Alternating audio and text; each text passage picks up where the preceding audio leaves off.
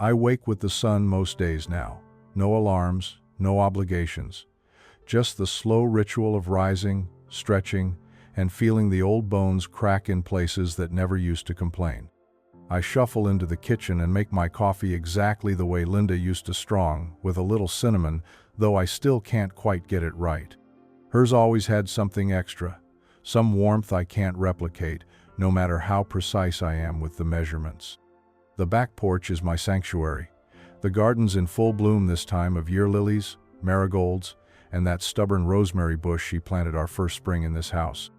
Linda used to say gardening was therapy you could smell, and I suppose she was right. I deadhead the roses while humming a tune from a decade I can't quite name, and I talk to her like she's still tending the herbs beside me. After breakfast, I drive the 12 minutes to St. Mary's Cemetery, park in my usual spot under the willow tree, and walk the familiar path to her grave. The stone is simple: Linda Green, beloved wife and mother. I brush the dust off the etching and place fresh flowers in the little vase we picked out together when the diagnosis came. I tell her about the garden, about the weather, about how Nathan's doing. I always say he's doing well. He is, or so I tell myself. Married now, big house in the suburbs, a promotion last year. When I see him in the news, local charity boards, business function, she looks the part of a man raised right. I'd like to think I had something to do with that. Raising a boy after Linda passed wasn't easy, but I did the best I could. I missed a lot: baseball games, school plays, but I was always there in the ways that counted. I provided. I listened. I gave him every piece of myself that was left after cancer hollowed out the rest. And still, most nights, I sit alone in this house, the silence louder than it should be. But I tell myself, this is peace. This is the reward for a life lived quietly, a life given over to duty and family. Nathan calls every now and then, always busy, but always polite. He says I should come by for dinner sometime. So I do. Nathan's house is twice the size of mine and 3 times as quiet. Everything smells like polished wood and new leather. Julia greets me at the door with a quick hug, her perfume sharp and cold. "Arthur, so good to see you," she says with a practiced smile. Nathan appears behind her, shirt still crisp from the office, phone in hand. "Dad, glad you made it."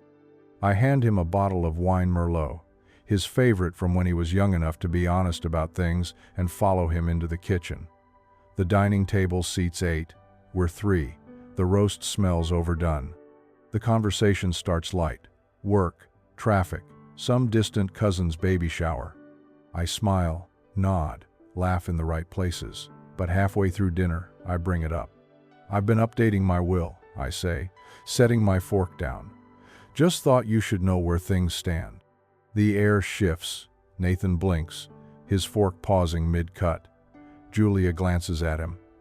"Already?" she says. "You're still in great shape." "I like to plan," I reply, watching Nathan. "The house, the savings, the life insurance. I want to make sure things go where they're meant to." Nathan clears his throat. "You don't have to worry about that now, Dad. Plenty of time." He smiles, but it doesn't reach his eyes. "Let's not talk about death over dinner." "I'm not dying," I say, voice level. "I'm preparing. There's a difference." He picks up his wine, takes a long sip, eyes flicking toward Julia again. "You always were the planner," he says. "Can we just enjoy tonight?" I nod, let it drop, but something's already shifted. There's a flicker of something in his voice, impatience maybe, or discomfort. Like he doesn't want to talk about a future that includes my death, but also doesn't want to talk about what he thinks he's owed when I go. After dessert, he walks me to the door. "Thanks for coming, Dad," he says, patting my shoulder like I'm a client he's closing a deal with. I step into the cold night, the bottle of Merlot unopened on the counter behind him. Driving home, I wonder if I imagined it all. But I've learned to trust my instincts, especially when it comes to family. We were in the backyard, watching his new dog tear across the grass like it had something to prove. Nathan had invited me over for barbecue, his way of checking in without really talking. He handed me a beer and started flipping steaks with the same detached focus he used to play video games with as a kid. All muscle, no heart. "I saw the insurance guy last week," I said, keeping my tone light. He suggested I talk to you about power of attorney, just in case. Nathan didn't look up from the grill. Is that really necessary? It's just planning, son. I want to make things easy for you. You'll be handling everything eventually. He let out a short laugh, the kind people make when they're not really amused. Well, I mean, you raised me, right? That was your job. I don't owe you for that. My brain didn't register it at first, like I'd misheard. The words were so casual, tossed out like lawn clippings. But when I looked at him, still cool, still focused on the meat hissing over the flames, I saw no apology in his eyes, no hesitation. My mouth opened, but nothing came out. The moment passed like it never happened. He was already talking about a refinance or maybe remodeling the kitchen. I nodded along, but my ears were ringing. Later, sitting in my truck in his driveway, I tried to make sense of it. He hadn't said it to hurt me. That would have made more sense somehow. Noah said it because he believed it. Because in his mind, love was an obligation, and sacrifice was currency already spent. I drove home without the radio on. That night, I sat in Linda's old chair and stared at the photograph on the mantel. Nathan, age 7, sitting on my shoulders at the county fair, both of us grinning like fools. Did he really think I owed him nothing more than the bare minimum?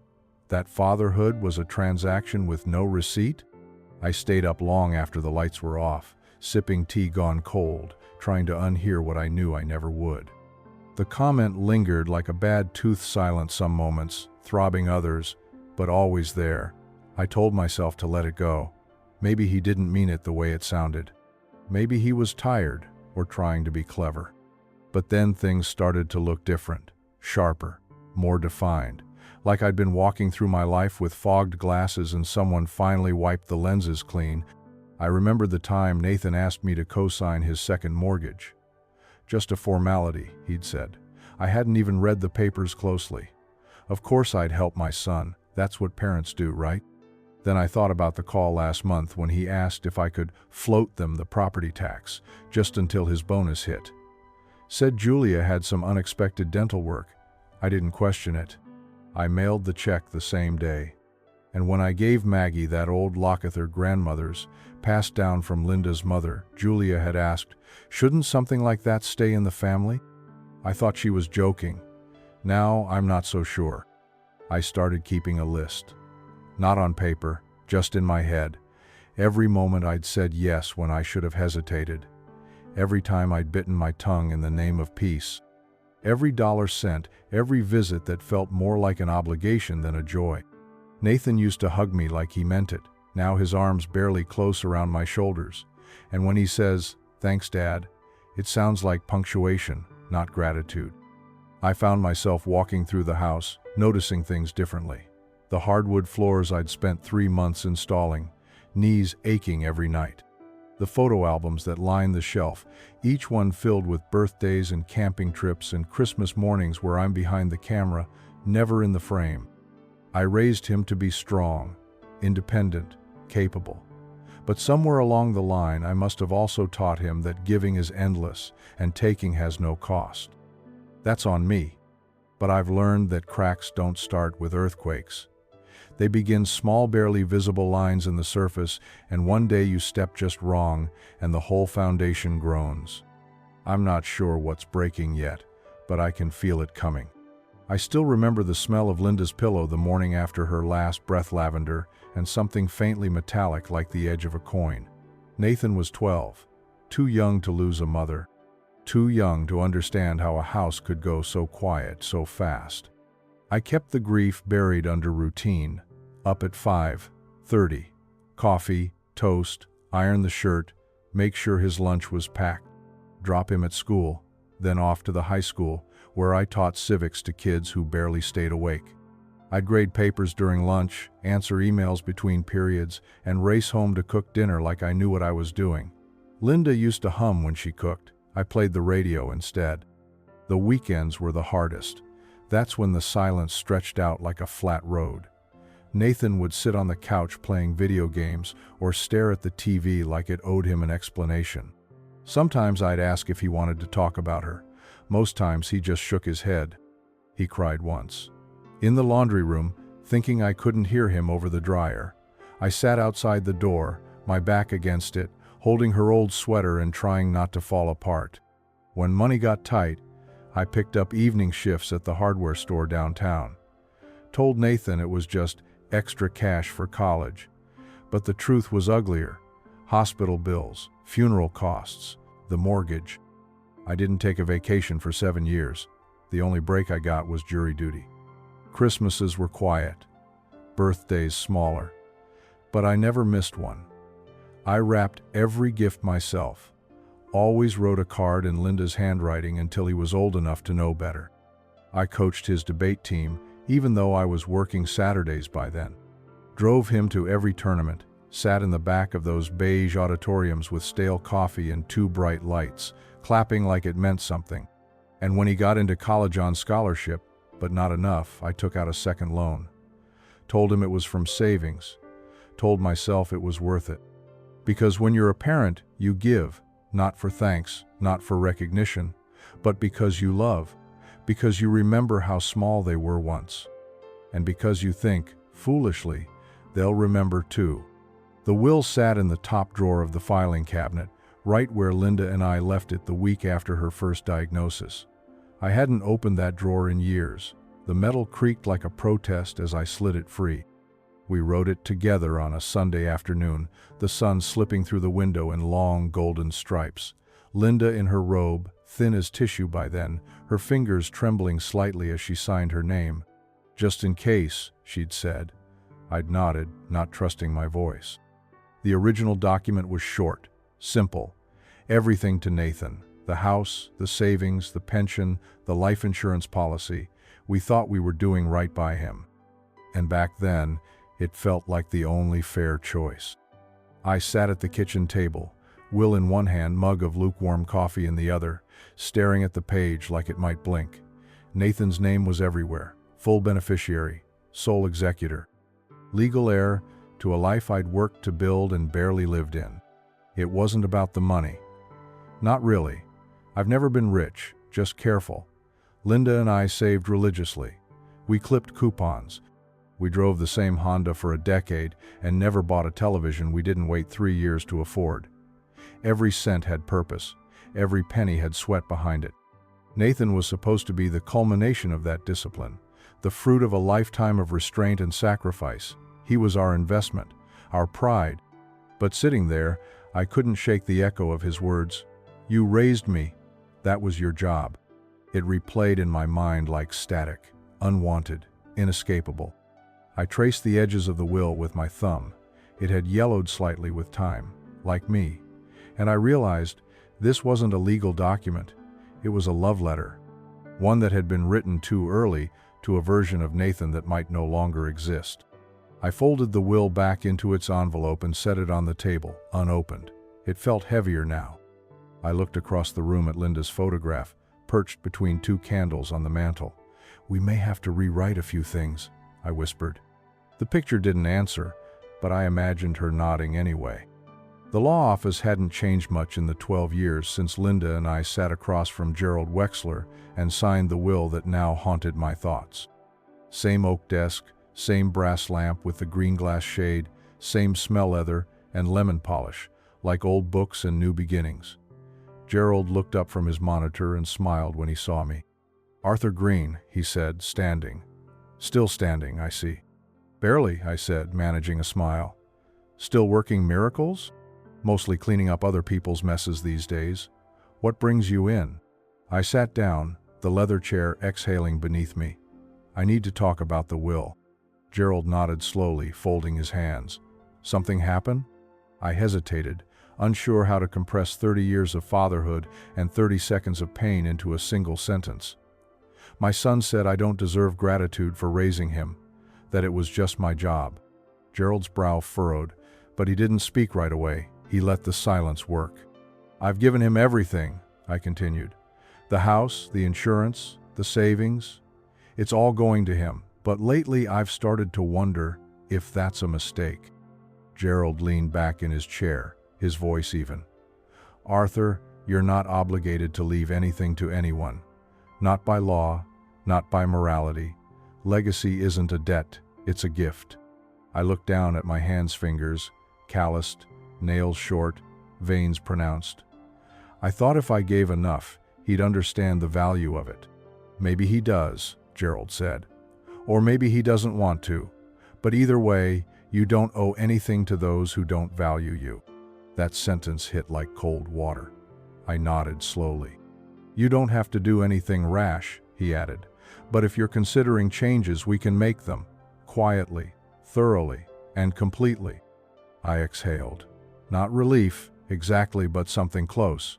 The beginning of clarity, maybe. Let me think on it, I said, rising. Of course. And Arthur? Yeah? Just because you raised him doesn't mean you raised what he became. I left the office with Gerald's words echoing in my ears. They followed me down the hallway, out into the parking lot, and all the way home. It was a Sunday. Late morning.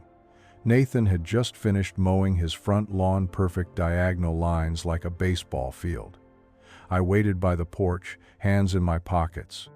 He spotted me and waved with a smile that looked more like customer service than affection. "Dad, everything okay?" he called out, wiping sweat from his brow. "I need to talk to you," I said. We sat on his back patio.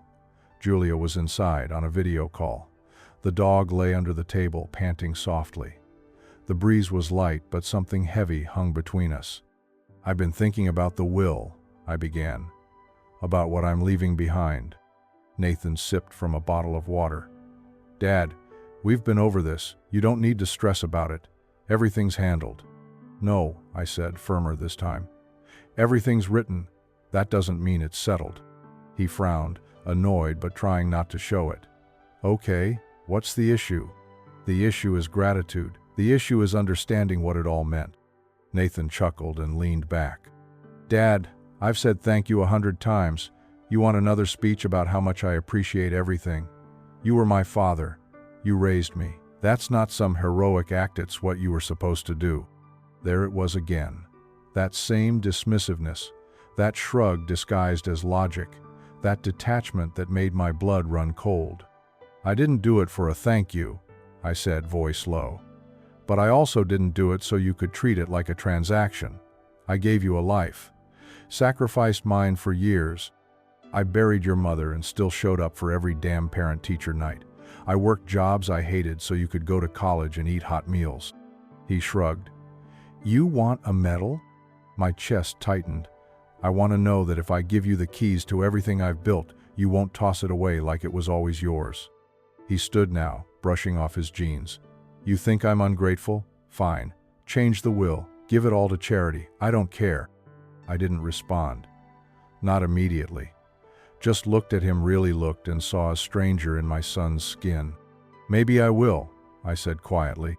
He laughed once, sharp and humorless, and walked back inside. The door clicked shut behind him. And something in me did, too. It was supposed to be a quick visit. Julia had invited me over for dinner, her idea this time, not Nathan's. Said she was trying a new recipe, some kind of rosemary chicken with lemon cream sauce. I brought a bottle of red wine I couldn't pronounce, just to be polite. Dinner was fine, pleasant. Nathan talked about quarterly earnings. Julia asked if I was taking my blood pressure medication. We talked about the weather, the dog, Maggie's report card. Ordinary things. After the meal, I excused myself to use the restroom. On the way back, I paused in the hallway, eyes drawn to a row of framed photos, Maggie in her Halloween costume, Julia holding a champagne flute at some gala, Nathan in front of a new car I hadn't known he bought. I heard them talking in the kitchen. I wasn't trying to eavesdrop, but something in Julia's tone made me stop. "He's slowing down, Nathan. You've seen it. He forgets things, leaves the stove on. I worry he's going to hurt himself." Nathan let out a sigh. "We've talked about this. He's stubborn, won't even let me see his medical records." Julia's voice lowered, but I could still make out every word. "Look, I'm just saying, you need to be smart about this. He's got the house, the retirement fund, the insurance. That's real money. He's not going to live forever," Nathan replied too casually. "We just have to be patient." Patient. Like they were waiting out the clock on a property sale. "He's an asset," Julia said, quieter now. "A big one. We need to make sure things are secure before anything unexpected happens. I stood there, perfectly still, my hand hovering near a photograph of Nathan at 12, missing his 2 front teeth, Linda's arm wrapped around his shoulder. They weren't talking about my health. They weren't even talking about me. They were talking about value, about leverage, about what I was worth. The hallway felt suddenly colder, smaller, the walls too close. Their voices faded behind the clink of dishes, casual as gossip. I stepped quietly back to the living room, sat down, and waited for them to pretend we were a family again. But something inside me had already closed. I sat at the kitchen table later that night, the house quiet except for the ticking of the clock Linda hung 22 years ago. It used to annoy me offbeat by 2 seconds, but tonight I listened to it like a metronome marking the end of something. The tea had gone cold in my cup. I hadn't touched it since I poured it. The will lay open in front of me, the ink starting to fade in the places Linda's hand once signed her name. I looked at Nathan's name, full beneficiary, executor, successor to everything Linda and I had built from scratch. The house, the accounts, the life insurance policy we fought the bank to approve when she got sick the second time. The kitchen she painted yellow because it made her feel like the sun was still shining, even when chemo made her too tired to go outside. The garden she'd planned, seed by seed, herb by herb, like a prayer written in soil. All of it, left to a man who now called me an obligation. A man who thought of his father as a balance sheet. Who didn't see the years I gave him not just as a father, but as a man who had nothing left but love. I used to believe I was passing the baton, that all my quiet sacrifices were bricks in a foundation he would stand proudly on. Now I saw I'd built him a stage and he was using it to rehearse the closing of the curtain. I picked up the will and stared at the final line. The signature, the promise. Then I folded it, slowly, and slid it back into the envelope. Not out of sentiment, out of preparation. I walked to my desk drawer and pulled out Gerald's card. It was still there, tucked behind a rubber band and some old stamps. I turned it over in my hands, then placed it carefully beside the envelope. Tomorrow, I'd call. Not in anger, not in vengeance, but in resolution. It was time to rewrite the story. Not the one Nathan was expecting, the one he'd never see coming. Gerald didn't ask many questions this time. He saw it in my eyes. Not rage, not sorrow, just finality. The kind of resolve a man earns after a lifetime of swallowing his pride. We sat in his office while the sun hung low outside the windows, casting long shadows across the carpet. The old lamp hummed faintly beside us as Gerald adjusted his glasses and opened a fresh folder. "You're sure?" he asked. I nodded. "Nathan's out. And the new beneficiary?" I didn't hesitate. "Maggie." Gerald blinked, then smiled softly. "Good choice. She's kind. She still asks about her grandmother's garden," I said. "Still brings me cookies. She bakes herself, burnt edges and all." He started typing. I watched the cursor blink on the screen, each word a quiet strike of justice. We went over the revisions line by line. The property, the insurance, the savings, the house. My house would all bypass Nathan entirely. It would go to the one person in that family who still knew how to look someone in the eye without calculating value. Maggie would inherit everything. "She's under 18, Gerald noted. "You'll want to set up a trust." "I figured," I said. "Make it airtight." He tapped on the keyboard, adjusted the legal phrasing, then sat back with a sigh. "All right, once you sign this, it's done. Nathan will have no claim to contest, especially not with the backup documentation we have from your last visit." I looked at the stack of pages. I didn't feel triumphant. I felt steady, like a man standing on the last solid plank after years of drifting. I signed. Each stroke of the pen felt like erasing something I should have corrected years ago. We shook hands. No ceremony. Just quiet understanding between two men who'd both seen the damage that comes from assuming loyalty is inherited. On the drive home, I didn't turn on the radio. I didn't rehearse conversations or imagine Nathan's face when he found out. I simply drove, watching the road unfold beneath the tires like a new kind of map. The old story had ended, and the new one had a better author. I didn't tell anyone. Not Maggie, not Julia, not even the photograph of Linda beside my bed. Some truths aren't meant to be shared yet. They need to sit quietly, like a letter left sealed until the right moment. So I went about my days as usual. Coffee on the porch, walks to the cemetery, deadheading roses and trimming back the ivy like nothing had changed. But everything had. I started keeping a notebook. Not for show, not for vengeance, just for record. If the day came that Nathan ever tried to contest what I'd done, I wanted more than memory. I wanted paper. I wrote down what he said at the barbecue. You raised me. That was your job. I wrote about the refinance, the loans, the tax checks I'd covered without so much as a thank you. I listed the dates, the amounts, even pulled old bank statements from the folder in the hall closet. I jotted down overheard words. He's an asset. We just have to be patient. Sometimes the memories stung, but most of the time they felt distant, like I was writing about someone else's life. Some other father who had given and given until there was nothing left but polite nods and cold dinners. I included the conversation at the diner, the exact phrasing. Do what you want, Dad. It's your money. So I did. But I wasn't documenting for Nathan. I was doing it for Maggie. Because someday she'd ask why. Someday she'd look at this house and wonder how a granddaughter inherited it over her father. And I wanted her to know it wasn't about punishment. It was about preservation. She came by that weekend with lemon bar stew sweet, edges crisp like her grandmother used to make. She curled up on the couch beside me and told me about her biology class, about some boy who liked her, about how she still wanted to be a teacher. She asked nothing of me, not once. I watched her laugh, hair falling in her face like Linda's used to, and I knew I'd made the right decision. Sometimes the loudest legacy isn't written in words or wealth. It's in who we trust with our silence. She showed up on a Saturday morning with a canvas tote bag and a smile that looked more like Linda's than Nathan's. I brought muffins, she said, holding up the bag like an offering. They're a little burnt. I forgot to set the timer. That just means they're seasoned, I said, stepping aside to let her in. The house brightened the moment she crossed the threshold. Maggie didn't fill silence with noise. She noticed things, asked if I'd moved the armchair, complimented the lavender blooming by the window, offered to take out the trash before I could even think to ask. We worked side by side that day, cleaned out the garage, pruned the garden. She pulled weeds while I swept the walkway, and we talked not in the stiff, rehearsed way some teenagers do with their elders, but naturally, like two people who respected the space between words. Do you ever regret not moving away? She asked, wiping dirt on her jeans.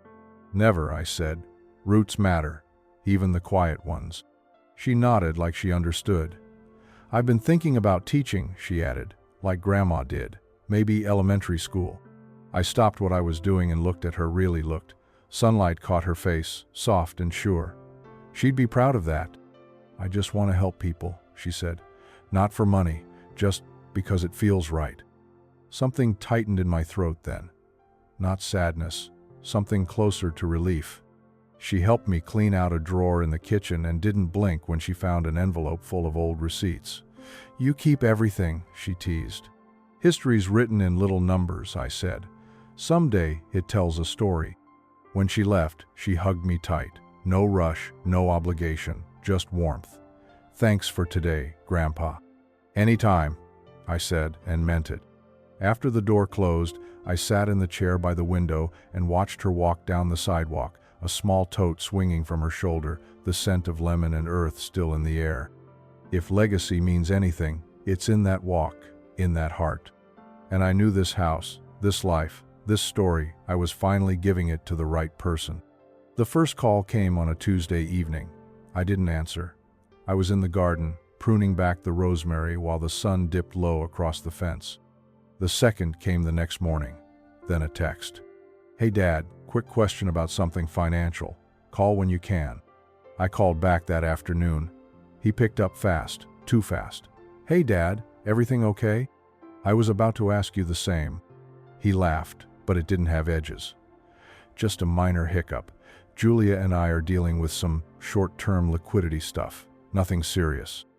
He always talked that way when money was tight, like he was pitching a product, not asking for help. I said nothing, waited. We had some unexpected expenses, he continued. The furnace went out, and the tax reassessment came in higher than expected. You know how it is. I do, I said. I remember scraping together tuition checks and eating lentils for 6 months. Right, exactly, you get it. He paused, like he was giving me room to make the offer myself. Anyway, we're just trying to stay afloat. If you're able to help us bridge a gap, just until the bonus hits, we'd really appreciate it. How much is the gap? Only about 40, he said quick. I'd pay you back, maybe by fall. I looked out at the garden, Linda's herbs still growing where she'd planted them. Dad? I'll think on it, I said. Need to review a few things. Of course, he replied, too cheerful, too practiced. No pressure, just family helping family. We hung up, and I didn't feel guilt. I didn't feel anger either. I felt history repeating. Same pattern, same expectation. He wasn't asking me as a father. He was checking the balance in an account he assumed never ran dry. I pulled out my notebook that night and made another entry. April 12 asked for 40, called it a gap, promised fall repayment. Didn't say thank you. I closed the book and poured a glass of water. Some debts aren't financial, and some balances need to be brought to zero before a man can breathe again. Nathan came over unannounced, which was rare.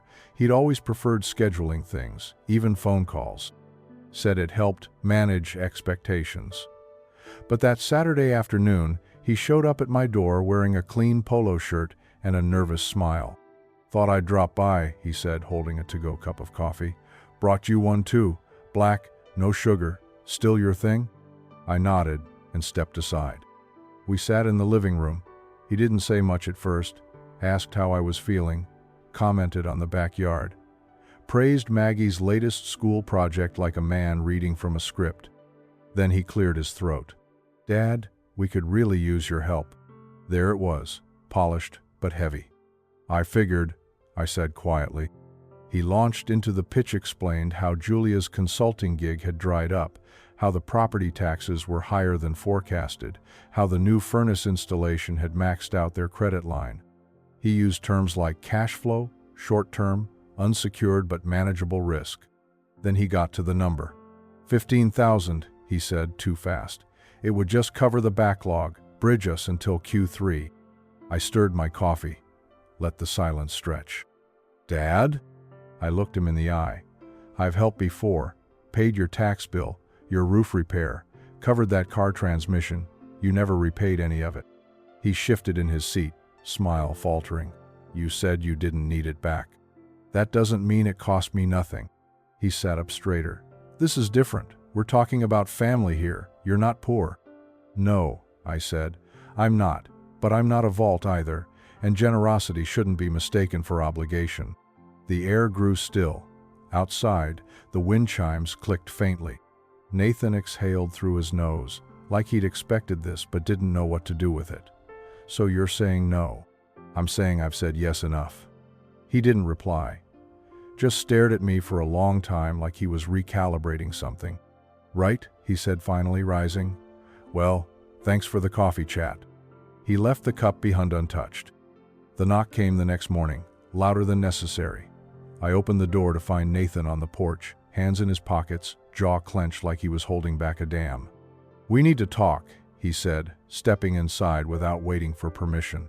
I closed the door and followed him into the living room. He didn't sit, just turned to face me, eyes sharp. I don't get it, Dad. You gave money to everyone else. To Maggie, to Julia's cousin when his bakery was failing. You helped a neighbor pay for a knee surgery. But now, when your own son needs help, suddenly you've found boundaries? I said nothing. He paced. You say you're all about family, but when it counts, you shut the door. That's not generosity, that's control. I stared at him. Is that what you think this is? About control? It's selfish, Dad. You have money.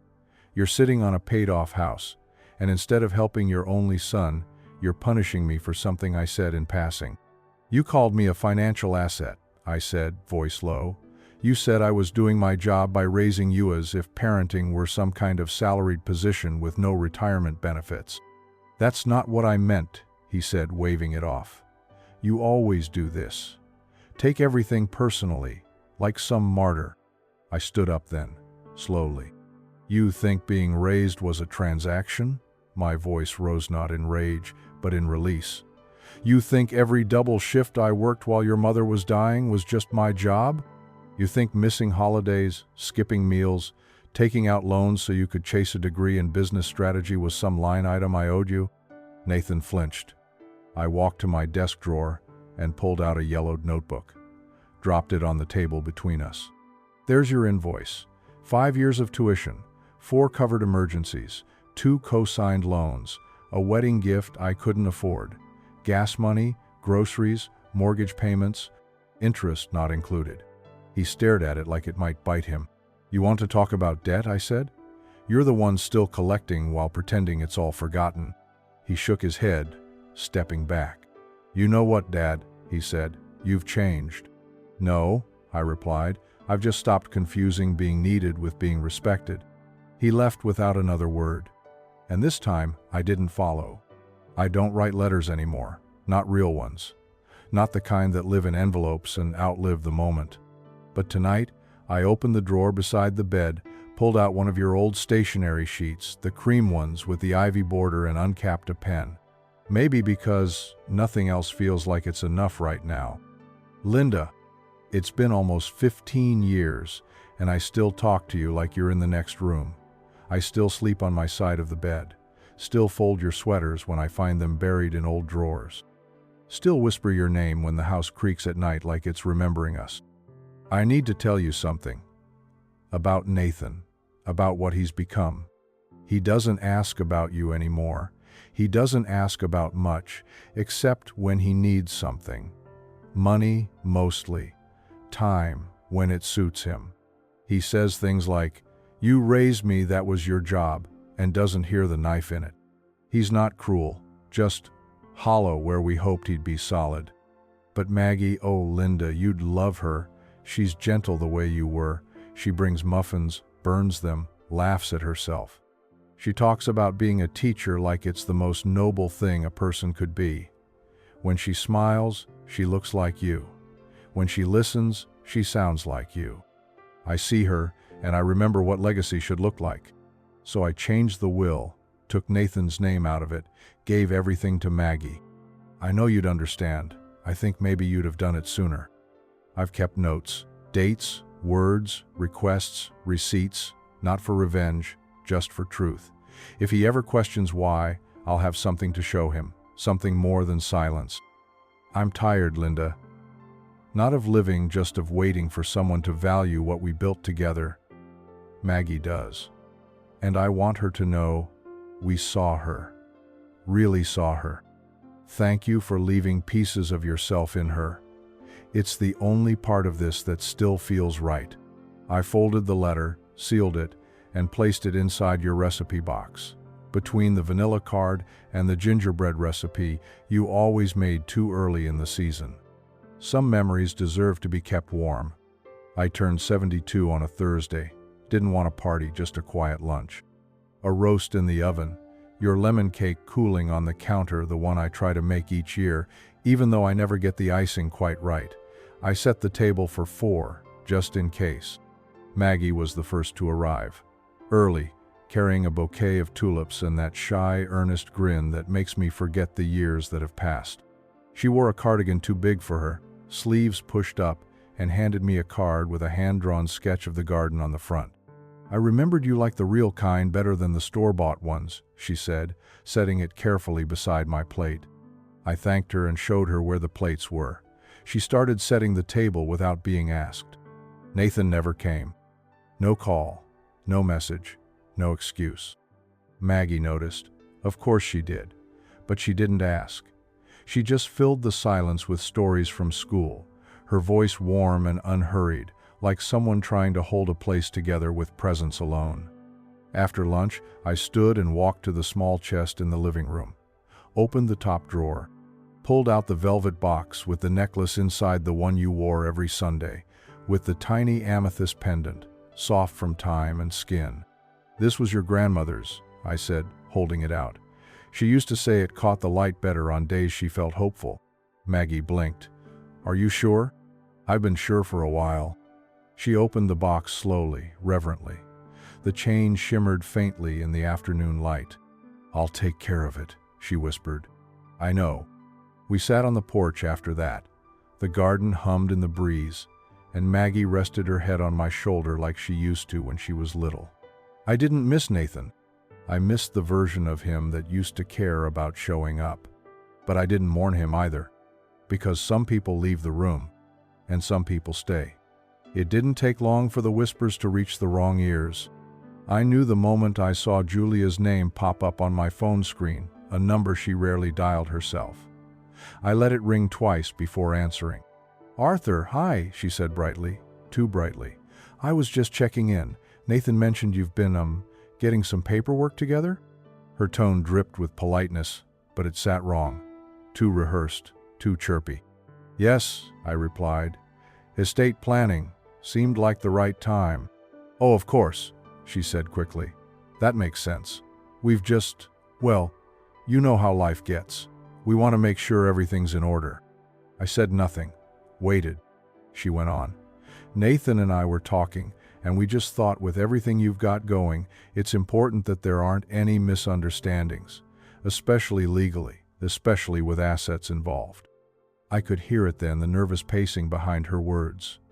A woman used to negotiating from inside the house. I imagined her in their kitchen, phone in one hand, eyes on Nathan across the counter, giving him that look that said, "Fix this before it costs us something." "I've already made sure everything is in order," I said. A pause. "Well, good," she replied, a little colder now. "We just wanted to, stay informed." "Of course," I said. "I appreciate your concern." We hung up with mutual pleasantries, but I could feel the shift in the air, the subtle slide from curiosity to calculation. That evening, Nathan called not to talk, but to fish. Said he'd heard I was updating some documents. Asked if I needed help with anything. Reminded me, without using the words, that I was old and he was available. Julia had gotten to him. She'd always been more aware of numbers than people. To her, I was a ledger, a sum. And she was realizing that the numbers might not add up in her favor. I made tea, sat by the window. Let them worry. Because for once, I had done the math before they showed up with sharpened pencils. The call came just after dusk, when the sky still held a thin thread of gold and the house had settled into its familiar quiet. "Arthur," the voice said, "it's Dean Ralston." Dean and I hadn't spoken in years, not since he retired from his firm and moved upstate. We'd coached Little League together when Nathan was still learning how to hold a bat. He was the kind of man who read contracts like novels and trusted silence more than speeches. "Dean," I said, surprised. "Good to hear from you." "Wish it were just a social call," he said, "but I heard something you should know." I leaned back in my chair. "A friend at my old office probate division told me your son's been asking around, quietly, poking into what it takes to challenge a will. Hypotheticals, of course, always phrased that way. But he's digging." I exhaled slowly, not surprised, just disappointed. Dean continued, voice low and certain. "He's not stupid, Arthur, but he's sloppy. He's asking questions before there's even a body." I didn't reply. "You've already made changes, haven't you?" "I have," I said. "And you've documented it?" "In detail." "Good," he said. "Don't tell him anything. Let him wonder. The less he knows, the more likely he'll make a mistake." I rubbed my temple. The weight of a life's worth of trust buckling under the pressure of a greedy son and a worried spouse. "Thanks, Dean," I said. "Really, I just didn't want you blindsided. You always gave more than you got." Time someone returned the favor. We hung up.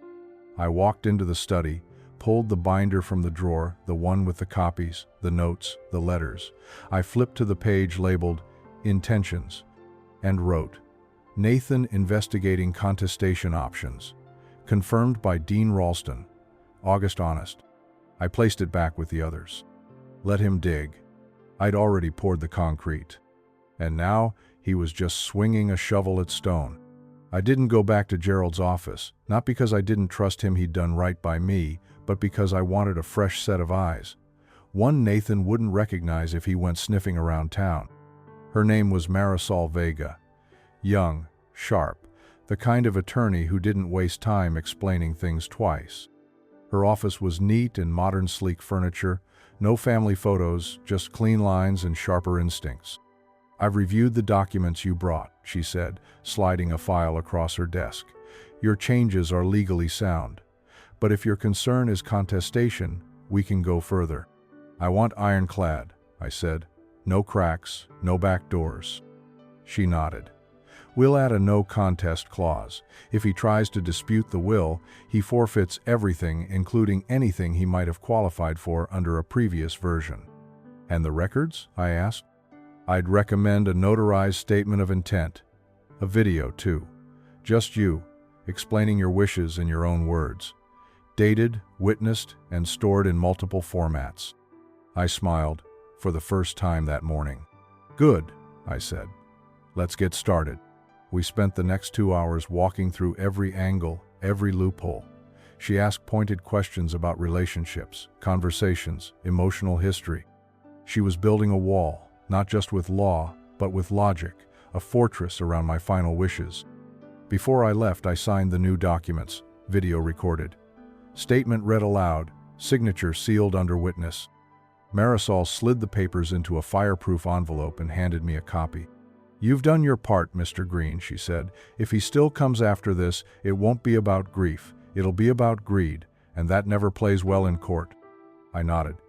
"He won't see it coming." "He won't see a way in," she corrected. Driving home, I felt something unfamiliar. Not joy, not vengeance. Relief. It's a rare thing to face your end with clarity.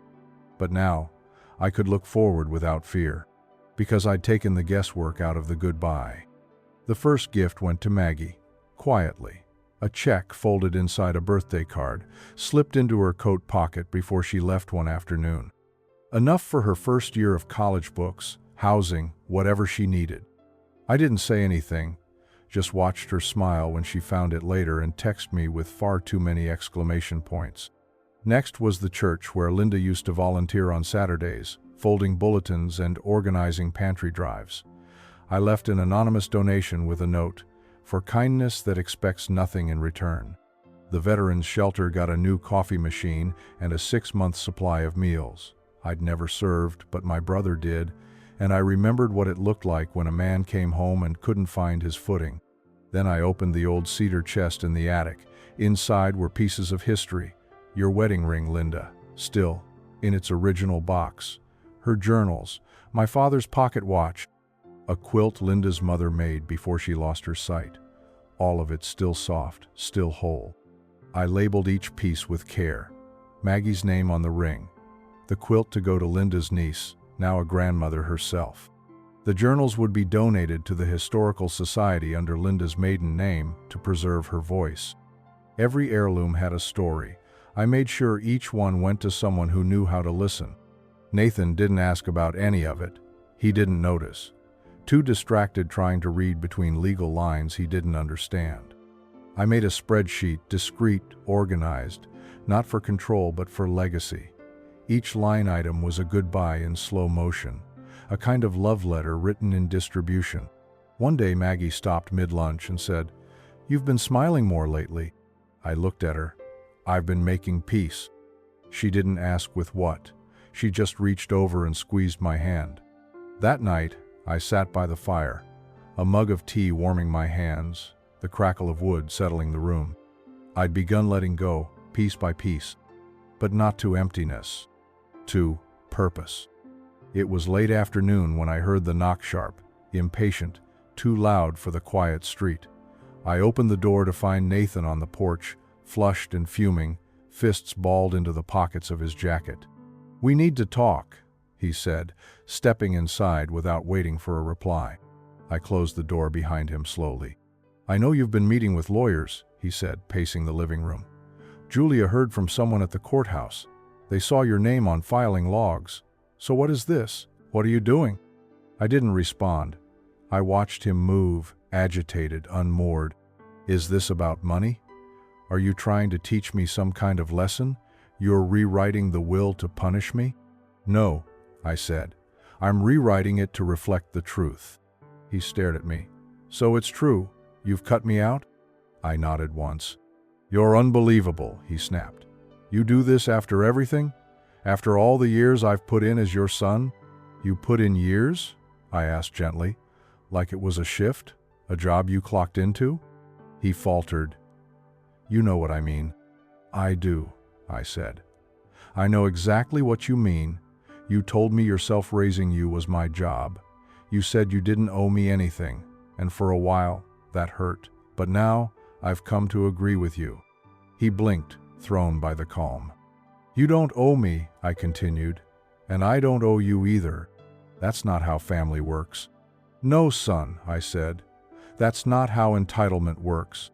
He was quiet for a long time, eyes scanning the room like he might find an answer in the furniture.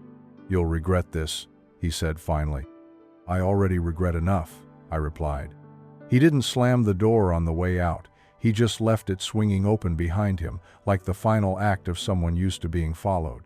But I didn't move. I simply watched the wind catch the screen and pull it shut. Gerald met me in his office 2 weeks later. This time, we didn't bother with small talk. Everything's in order? I asked. He nodded, signed, sealed, witnessed, and backed by the statement you recorded with Vega. And the letter? In the same envelope, to be opened with the will. You sure you want it read aloud? I am. He slid a thick envelope across the desk. This is your sealed copy. We'll keep the original here. No one touches it until it's time. I took the envelope, held it in both hands for a moment. It felt heavier than paper should. I had written the letter the night after Nathan's last visit. The words had come easily decades distilled into 3 paragraphs. To whom it may concern. If you're reading this, I'm gone. I've lived a full life. Not always easy, not always fair, but filled with meaning because of the people I chose to give my time, love, and legacy to. This will may come as a surprise to some. If it does, that's because you weren't paying attention. I've decided to leave everything to my granddaughter, Maggie Green. She has shown me what respect looks like, what empathy feels like. She never asked for anything, and that's exactly why she's earned it all. To my son Nathan, you were raised with every intention of love, but intentions can't make up for neglect yours, not mine. You once said I was just doing my job. You were right. And now, I'm doing it one final time by giving this family's future to someone who still knows how to honor its past. Arthur Green. Gerald folded the letter back inside and locked it away. I stood, shook his hand. Do you want me to notify anyone when the time comes? He asked. No, I said. Let the paper do the talking. I stepped out into the afternoon light. The world looked unchanged. But I had finished the story. And now, I was at peace with how it would end. I invited them all over for dinner one last time. Just a simple note on a group message. Sunday dinner, roast and pie, come hungry. No explanation, no agenda, just tradition. They arrived in stages. Julia first, with a bottle of wine she barely looked at as she handed it over. Then Nathan, all crisp manners and thin smiles. Maggie came last, arms full of tulips again, just like last time. She hugged me tight at the door, and I held on a moment longer than usual. Dinner was uneventful. No shouting, no subtle digs, just food and small talk. I kept the roast warm in the oven until everyone was seated, passed the rolls, poured the wine, laughed in the right places. Nathan seemed different, not better, just watchful, like a man trying to read a room with no clues. You've been quiet lately, he said at one point, slicing into his potatoes. I've been thinking, I replied. About what? About how nice it is to sit around a table and not be needed. He paused, then chuckled. That's not like you. No, I said. It isn't. Julia made a toast generic and short, and Maggie offered to do the dishes. I waved her off, told her to sit. She ignored me, of course, and began clearing the plates anyway. Nathan helped stack the chairs. asked me twice if everything was okay. I told him it was. He nodded like he didn't believe me, but couldn't prove otherwise. As they left, I hugged Maggie again. "Check under the seat in your car," I whispered. She looked puzzled but smiled. "Okay." Nathan shook my hand. Formal, controlled. "We should talk again soon." "We will," I said. I didn't lie. We would talk. One more time, though, not how he expected. When the door closed behind them, I looked at the quiet house. No echoes, just stillness. And I felt ready. I woke early the next morning, dressed in a clean shirt, my best jacket. Polished my shoes, not because I had to, but because it felt right, like an old ritual returning to me. First stop was the cemetery. I brought coffee like I always used to on Sundays. Linda's headstone was clean, the grass around it trimmed. I sat on the bench beside her and poured half the coffee into the paper cup I placed near the base. "Morning," I said. "You'd have liked dinner. Everyone pretended to be better than they are." The breeze was light. The sun filtered through the leaves. "I've set things in order," I continued. "You wouldn't have liked the way I had to do it, but you would have understood why." I stayed a while, not speaking, just remembering. Then I drove to the school. The gates were locked summer break, but I parked nearby and walked the sidewalk where I used to stand waiting for Nathan, backpack too big for his frame, running toward me with skinned knees and lopsided smiles. I closed my eyes and saw it all again. Then, finally, the bench. It was still there, in the park near the library. Faded now, initials carved into the wood by generations of restless hands. We used to sit there on Saturdays, me reading, him asking too many questions, trying to sound older than he was. I sat down, the wood warm under the sun. I took out a small envelope and slid it between the slats beneath the bench. Inside was a note. Just a few words. "Don't confuse presence with value. Love is shown, not claimed." I left it unsigned. Some truths are best found, not delivered. By late afternoon, I was home again. The house greeted me with its usual quiet. But I didn't feel alone. I felt finished. And sometimes, that's all the peace a man needs. It happened on a Tuesday, just before lunch. I'd bent down to fetch a dropped spoon and felt the room shift like the floor had been pulled half an inch to the left. My knees buckled, my arm clipped the counter, and the next thing I remember was the cold sting of tile against my cheek. The paramedics were kind, efficient. One of them had Maggie's number in my file and called her right away. The hospital smelled like bleach and old plastic. I spent most of the first night listening to machines beep in slow, steady patterns. Tests, scans, blood work. They said it was dehydration and blood pressure a warning, not a sentence. But I saw the concern in Maggie's eyes anyway. She showed up the same day, then again the next. Sat by my bedside reading her biology notes aloud when the room grew too quiet. She brought lemon water, fluffed my pillows, and asked questions the nurses didn't expect from someone her age. "You're not allowed to leave me yet," she said. "You still owe me one more story." "I thought I paid all my debts," I said, smiling. "Not to me," she replied. "Nathan sent a text on the second day. 'Heard you were in the hospital. Let me know if you need anything.' That was all. No visit, no call. Just enough to say he'd acknowledged the event without having to experience it." Maggie saw the message on my phone screen. She didn't say anything, just reached over and silenced it, her expression unreadable.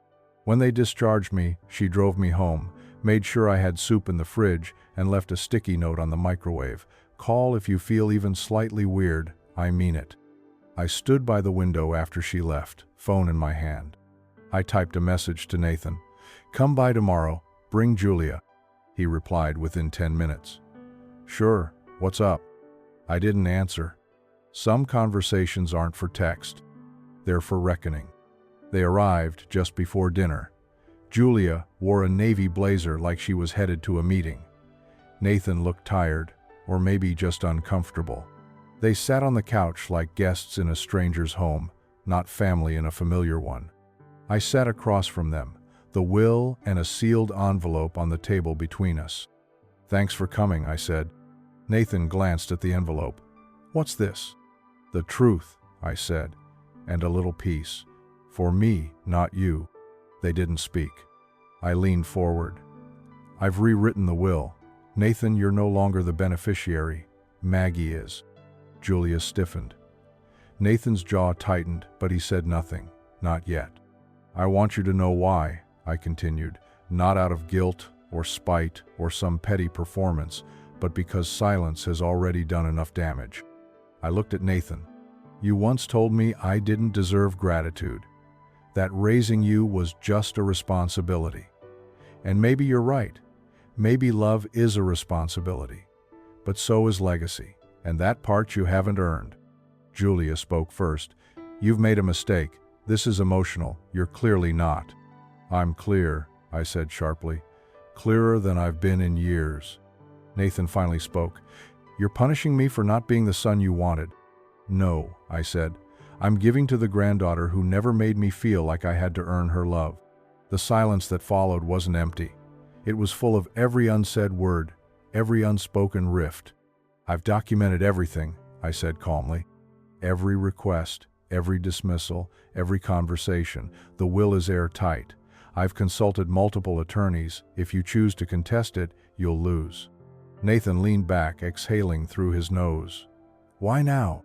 "Because I nearly died this week, and I realized I had one last thing to do right." I slid the envelope across the table. "This is a personal letter. You can open it after I'm gone, or not. That's up to you." Neither of them touched it. Julia rose first, muttering something about needing air. Nathan stood slower, looking at me like a man trying to memorize the face of a closed door. "You've really done it," he said. "You've walked away from your own son."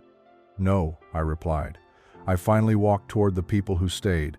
They left without a goodbye." I sat back in my chair, tired but steady. The story had been told. Now it could rest. The scholarship was Gerald's idea. Or maybe it was mine and he just gave it a name. We met at his office for what would likely be the last time. The air was crisp that morning, the kind that made you breathe slower, more deliberately. I wore my wedding ring for the first time in years just for the meeting. Just because. "I'd like to do something in Linda's name," I told him. "Not just a plaque, something that keeps giving long after we're both gone." He nodded slowly. "A scholarship?" I smiled. "Teaching. For young women preferably, high school seniors who want to study education. She always said teaching was the only job where your legacy outlives your paycheck." He tapped his pen against a notepad. "We can establish a fund in perpetuity. Part of the estate will go to Maggie, part to the trust, part to the foundation, structured cleanly, tax-wise, no room for contestation. And make sure Maggie oversees it," I added. "When she's old enough." He scribbled something down. "She'll be proud of this." "I'm proud of her." We went over the details. Designated trustees, quarterly reviews, future growth projections. None of it mattered to me in the way numbers usually do. It wasn't about percentages. It was about permanence. When we finished, Gerald slid the documents across the desk. "Sign here," he said, and handed me a pen. I signed my name slowly, clearly, the same way I did on our marriage license, on the deed to this house, on Nathan's birth certificate. Only this time, I wasn't signing for others. I was signing for Linda, for Maggie. For every student Linda ever taught who left the classroom feeling seen. "This is the last thing?" I asked. Gerald nodded. "You've closed every door. Open the right ones." I left the office lighter than I'd arrived, as if some invisible thread that had been pulling me backward had finally loosened. I had nothing left to lock away. Only things to let grow. The wind was soft that afternoon, barely a breeze, just enough to rustle the pages of my journal as I sat by the window in my favorite chair. The garden outside was fading into late summer, sun-bleached lavender, tomatoes sagging low, everything quiet and full. I wrote slowly. Not a letter this time. Just notes, memories, observations. Linda always said peace doesn't arrive, it settles, like dust on an old table, like sunlight on worn wood. Maggie arrived without knocking, the way she always did. She carried 2 mugs of tea, one in each hand, sleeves pulled over her fingers. "Thought you might want company," she said. I smiled. "You thought right." She sat beside me, curled her legs beneath her, and handed me the mug. The tea was hot, steeped just the way I liked it. We didn't talk much. We didn't need to. She read quietly from one of Linda's old paperbacks. I sipped my tea. Outside, a squirrel scurried along the fence, and the wind made the chimes sing softly familiar notes, never quite the same. I looked at Maggie, at her calm, her presence, her understanding that didn't need to be explained. Everything that mattered had been said. Everything left unsaid had been understood. I closed the journal gently and rested it on my lap. My breath felt easy. My hands were still. "I think I've finished," I said. She looked over. "The story?" "No," I said, smiling. "The part I needed to write." She nodded once, then leaned her head gently against my shoulder. And for the first time in a very long time, I felt it. Not fear. Not regret. Just peace. The wind picked up slightly, then settled again, and the house, like me, breathed in quiet. This story was brutal, but this story on the right-hand side is even more insane.